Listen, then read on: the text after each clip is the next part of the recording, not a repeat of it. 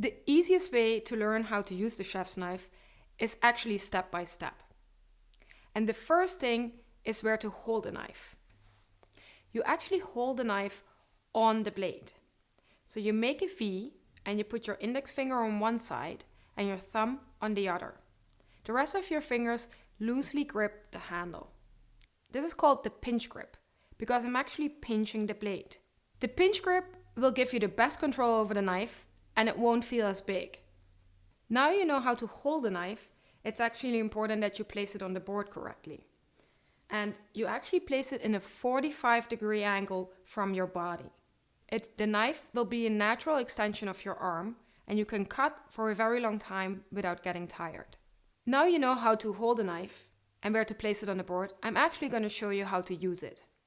So you start with the tip of the knife on the cutting board.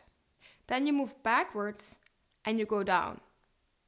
You move forwards with the back of the knife on the cutting board and you lift back up.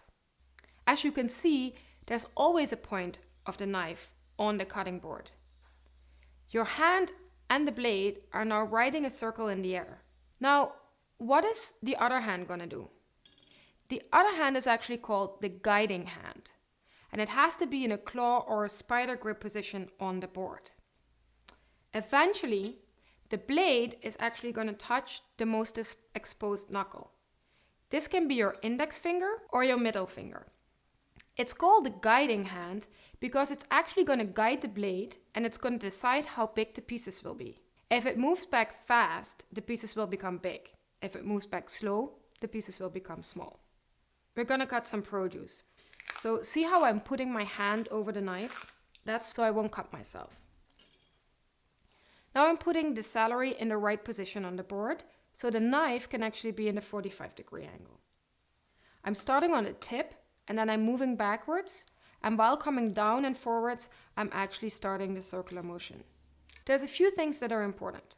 The first one is that you want to actually go all the way down on each motion. So you really want to make sure that you finish the motion so each piece gets cut cleanly. You want to always cut with the back of the knife. You only use the front of the knife when you're cutting something really big. Don't put your finger on the blade. And then the last thing that makes it safe is to keep the knife straight. You might think or feel that it's safer to actually see the edge, but in reality it's much safer to hold the knife straight. When you got the circular motion down, you can try the guided cutting.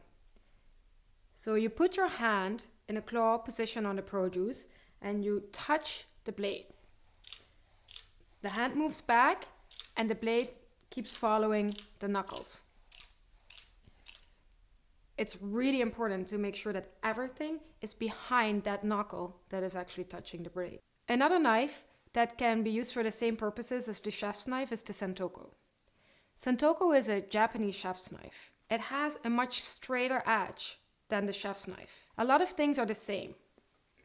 You use it in a 45-degree angle on the board and you hold it in the pinch grip. The guiding hand also has the exact same function. What's different is the motion. Because the edge is straight, you actually drop it to the board and slightly forwards like this. When you have the motion down, you can use the guided cutting again.